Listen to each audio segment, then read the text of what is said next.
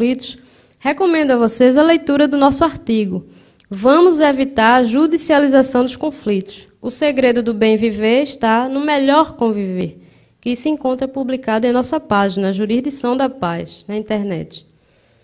Só para demonstrar o quanto é antigo todo esse problema de excesso de demandas, morosidade da justiça e o quanto é importante pôr em prática o mais rápido possível a humanização da justiça e incentivar o uso racional do judiciário, vou ler aqui para vocês um curioso decreto imperial chinês, o qual também já foi citado em memoráveis palestras da ministra Nancy Andrighi, do Superior Tribunal de Justiça,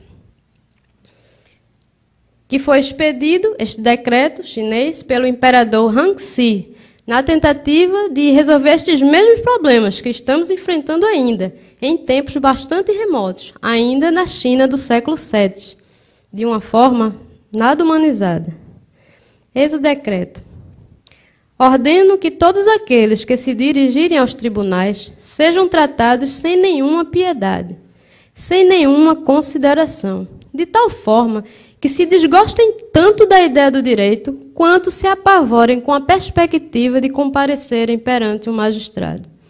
Assim o desejo, para evitar que os processos se multipliquem assombrosamente, o que ocorreria se inexistisse o temor de se ir aos tribunais.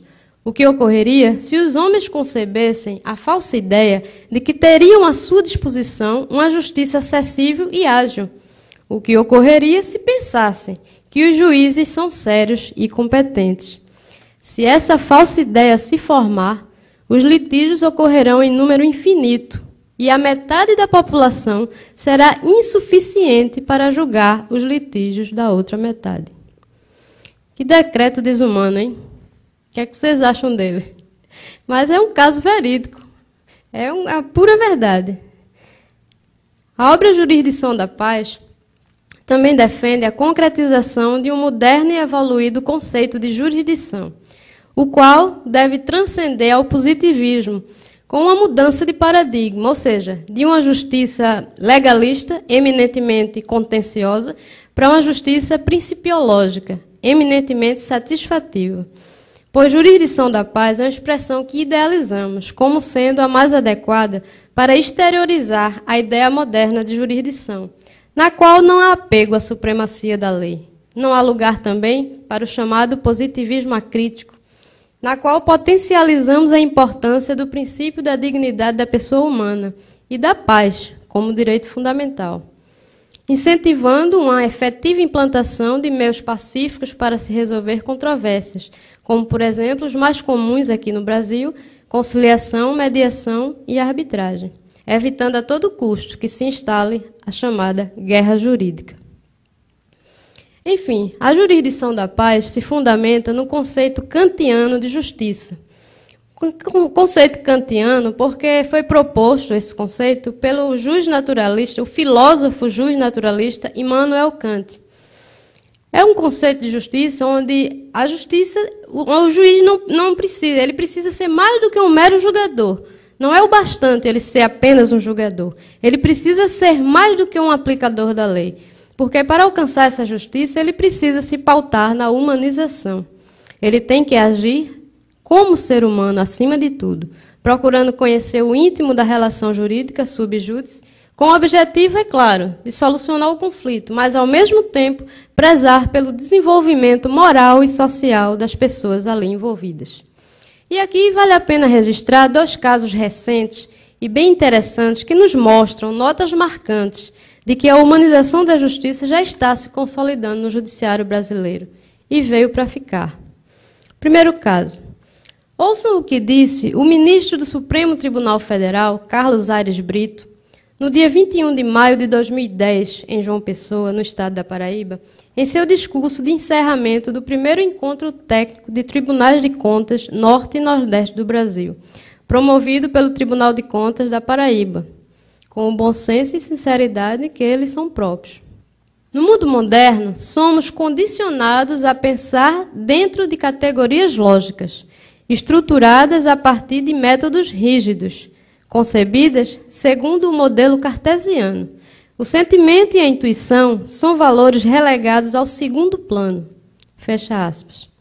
Daí a conclusão de que a célebre frase de René Descartes, penso, logo existo, para o ministro Aires de Brito disse que soaria melhor, sinto, logo existo. O ministro utiliza-se de novas contribuições da medicina para a compreensão da mente humana e baseia-se nos estudos de Roger Sperry, que foi o Prêmio Nobel de Medicina de 1981, sobre a dicotomia do cérebro nos hemisférios direito e esquerdo. Pois, segundo Sperry, a linguagem, o raciocínio lógico, o cálculo e determinados tipos de memória são próprios do hemisfério esquerdo do cérebro, ao passo que, no direito, estão o lado intuitivo, a imaginação, o sentimento e a síntese. Daí, Aires Brito defende que a aplicação do direito deve ser intuitiva, baseada nos estímulos do hemisfério direito do cérebro. Porque, segundo ele, os juristas têm orgulho de pensar e medo de sentir, o que prejudica muito o exercício da interpretação. Daí a sua forte afirmação de que, abre aspas, o difícil não é ser um bom operador do direito no plano teórico e conceitual. Difícil é ser um bom operador jurídico humano, independente, com coragem para fazer justiça e tirar as leis do papel. A própria origem da palavra sentença, diz ele, vem de sentir, de abrir o coração. Fecha aspas. Ainda segundo Brito, os jovens concurseiros dominam em plenitude a legislação, a doutrina, a jurisprudência, sobra-lhes a razão, mas falta-lhes o sentimento crítico de justiça material e a intuição decisória, derivadas do lado direito do cérebro. Vale a pena conhecer o inteiro teor do julgamento da ação direta de inconstitucionalidade número 3510, movida pelo então Procurador-Geral da República contra dispositivos da Lei de Biossegurança, aquela lei que possibilita pesquisas com células-tronco embrionárias, sob a relatoria do ministro Aires Brito, pois é um caso emblemático da aplicação concreta de uma visão humanística do direito. Vale a pena ler. Segundo caso, ouçam o que disse o também ministro do Supremo Tribunal Federal, Celso de Mello, depois de chorar de emoção durante o julgamento de uma ação que pedia o pagamento de indenização para a mãe de uma criança que nasceu com a síndrome de West, apresentando um quadro lamentável: paralisia cerebral, cegueira, tetraplegia, epilepsia e malformação encefálica. Abre aspas. Esse caso mostra que há processos em que o próprio juiz se emociona e se angustia. Tal o grave quadro de desamparo social que se abateu sobre um ser humano tão vulnerável, causado pela frieza burocrática do aparelho de Estado e agravado pela insensibilidade governamental. O STF, no entanto, restaurou a ordem jurídica violada e fez prevalecer, em favor de um menor injustamente posto à margem da vida, completamente ultrajado em sua essencial dignidade, as premissas éticas que dão suporte legitimador ao nosso sistema de direito e ao nosso sentimento de justiça. Fecha aspas. Entendam o caso. A mãe desta criança era servidora no Hospital Regional de Planaltina, Distrito Federal, responsável pelo manuseio de sangue e urina contaminados de recém-nascidos, coletados no berçário, e contraiu, durante a sua gravidez, o citomegalovírus, o que ocasionou todos esses problemas ao seu bebê, o qual, inclusive, é bom frisar que nesta época deste recurso extraordinário, em 2009, já iria completar 10 anos.